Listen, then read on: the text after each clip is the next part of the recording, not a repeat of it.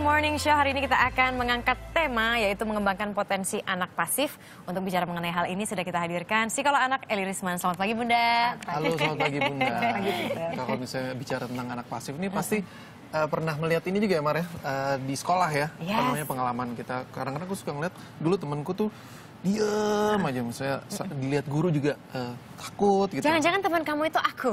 Oh, Karena aku dulu termasuk anak yang kayak gitu, Fit. Jadi diem dan aku nggak nyadar bahwa oh ternyata aku tuh pasif. Tapi di saat yang sama ketika aku pasif, prestasiku juga turun. Mungkin itu ada hubungannya juga. Betul, betul. Iya kan? Tapi sebenarnya anak pasif itu apa ini definisinya sebenarnya? Betul Bunda. Definisi kalau pasif kan berarti nggak banyak gerak ya. Iya, pasif nggak aktif gitu kan. Kalau lawannya kan gitu.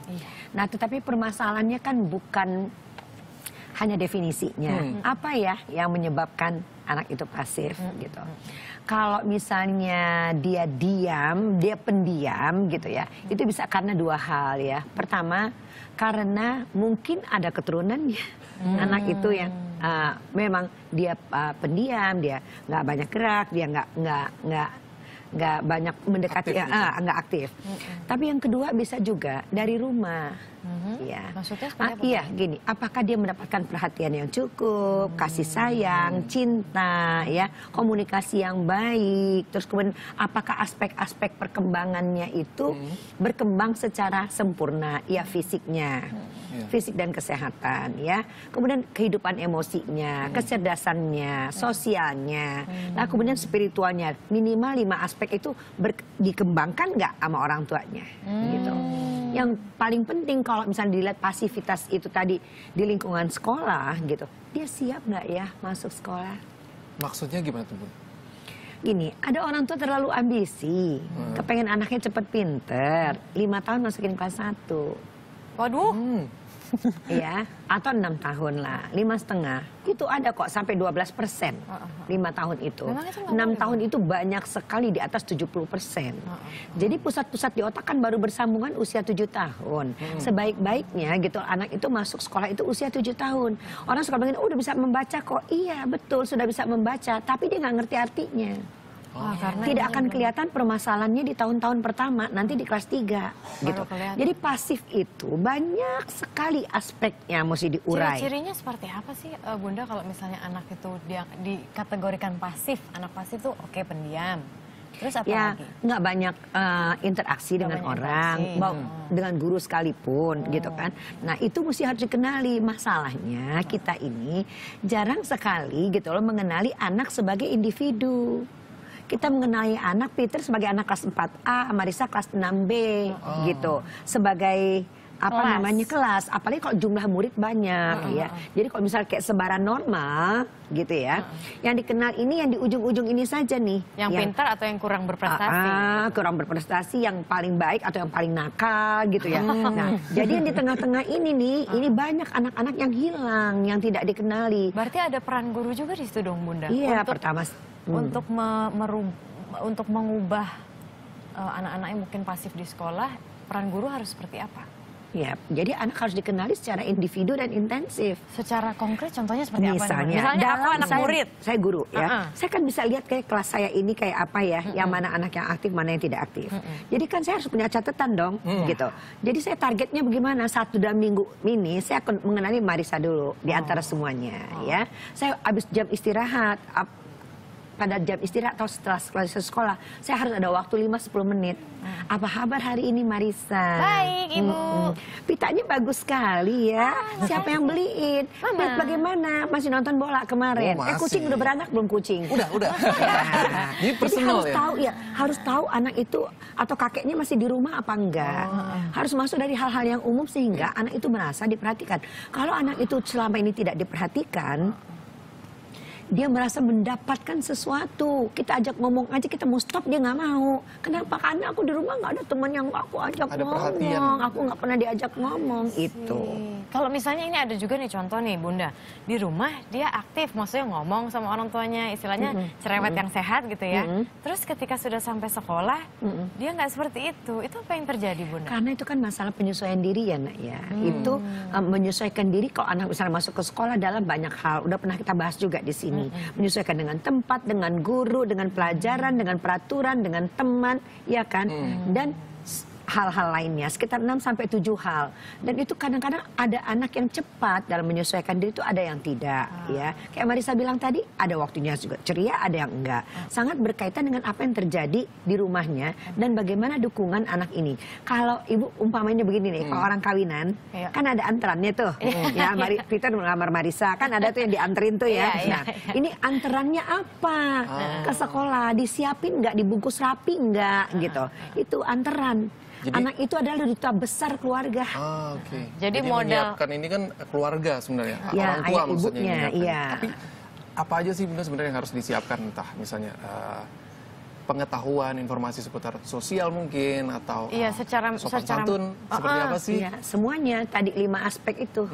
Jadi dari tingkat fisiknya dia sehat, ya dia nggak minder sama apa-apa segala macam di tubuhnya, dia sehat untuk siap untuk belajar ya. Secara emosi dia tahu bagaimana mengutarakan perasaan dan mengerti perasaan orang lain ya, yang seperti itu.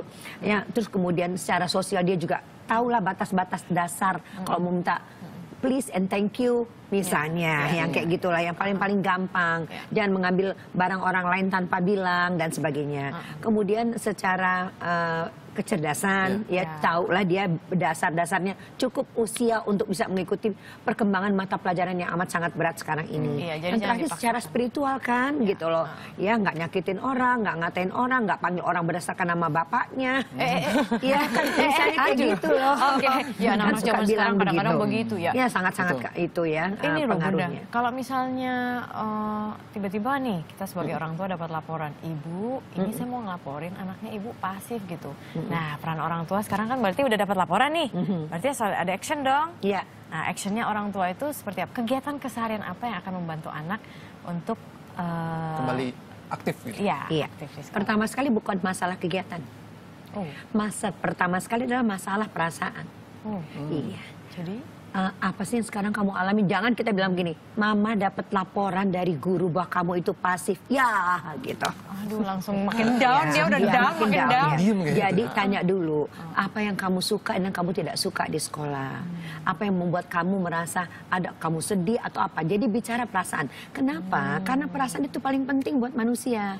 Kalau perasaan itu diterima, dia merasa seluruh dirinya diterima. Tapi kalau perasaan itu ditolak, seluruh dirinya dia merasa tertolak.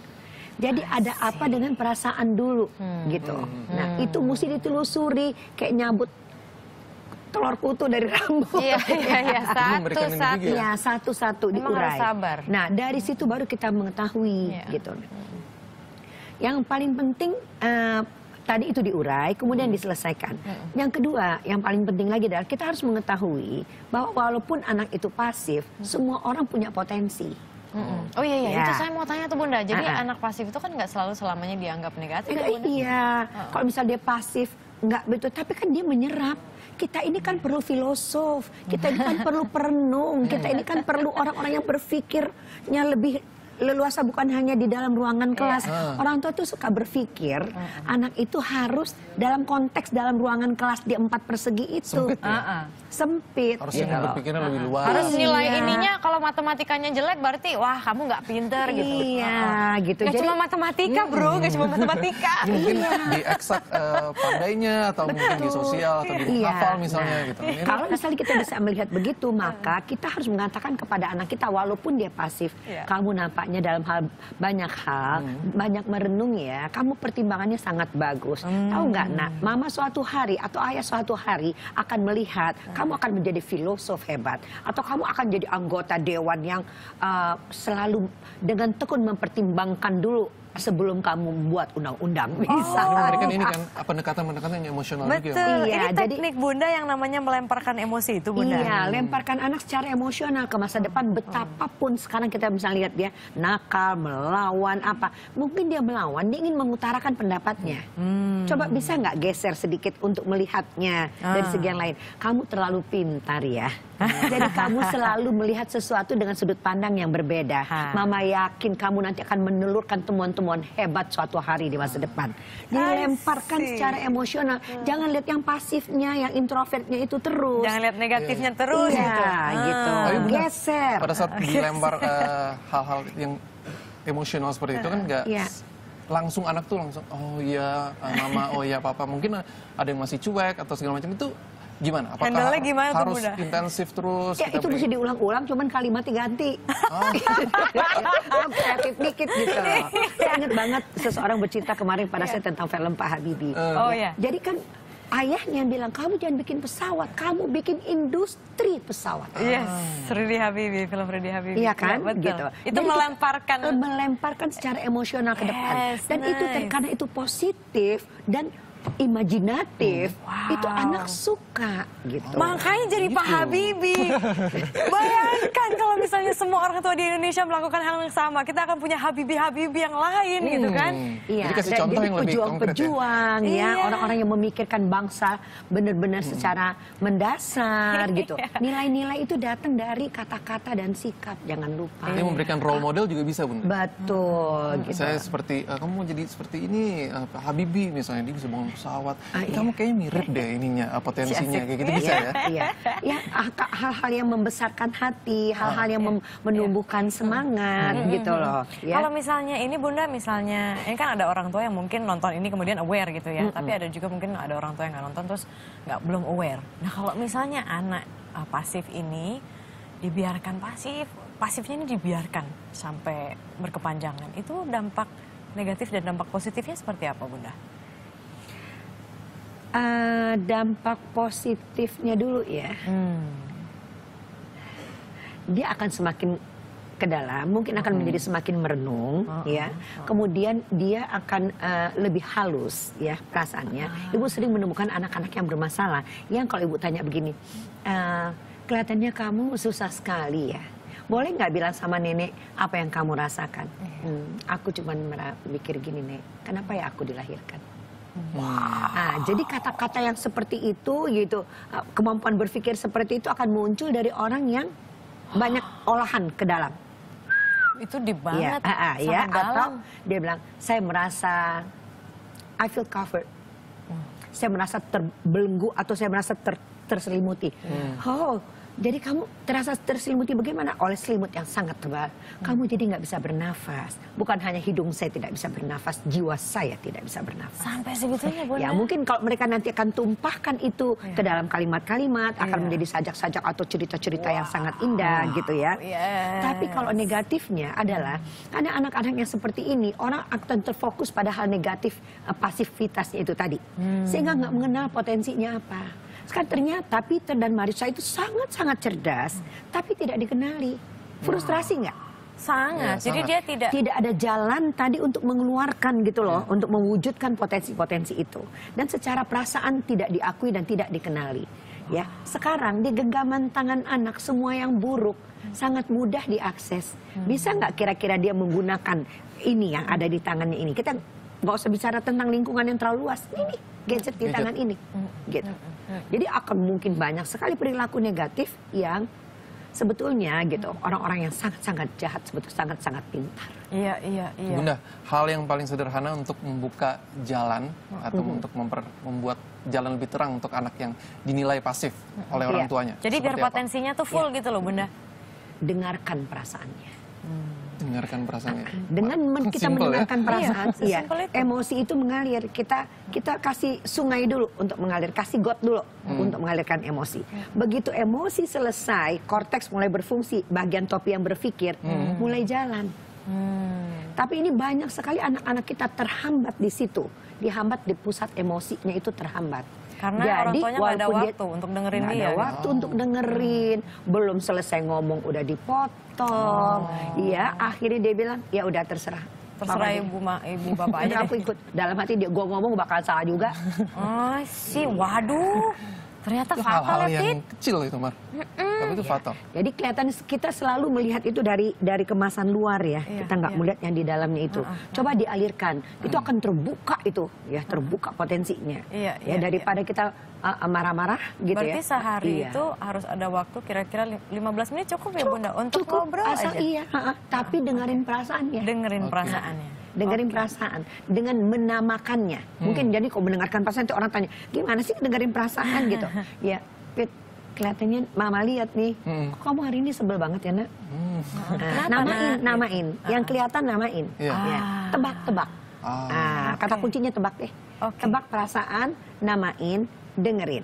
Oke. Ya, sampai semuanya keluar. Iya, aku sebel banget. Oh, sebel. Kenapa, Pit? Oh, temenmu. Oh gitu, ya Allah, nggak enak banget ya punya temen kayak begitu. Terus gitu, terus. Udah ngalir, ya, pokoknya aku sekarang kalau pilih teman, nanti kalau otaknya udah jalan tuh, aku udah ngalir nih emosi. Bukan, ya? Aku tuh nanti aku jadi pikir-pikir banget deh, nggak gampang percaya deh sama temen. Great, Pit, bagus, Pit. Jadi- Emang harus begitu, Nak. Emang Gitu. intinya kata kuncinya Komunikasi. adalah komunikasi dan waktu. Betul. Memberikan waktu bersama anak, mendengarkan, bertanya, dan menamakan Kenali perasaan. potensinya dan yakin semua orang punya masa depan. Kece Bunda. Aduh, emang Bunda ini kece banget. Makasih Jadi ya, Bunda, disiapkan ya, dari udah rumah, di sini jangan ya. lupa ya, Mara. Anak-anak itu harus Nanti kalau misalnya disiapkan kita di punya anak, bukan kita bersama ya. Kamu dan istrimu dan aku dengan suamiku. Ini jadi modal kita nih, Pit. Dan lemparkan secara emosional ke depan. Yes, mimpi-mimpinya. Terima kasih, Bunda. Terima kasih banyak, Jadi Bunda. modal untuk orang tua di rumah Iya. sekalian bisa menyiapkan mental dan juga fisik juga penting ya. Iya, 5 betul aspek sekali. tadi itu Untuk lah. bersosialisasi terutama di sekolah karena di usia-usia pendidikan.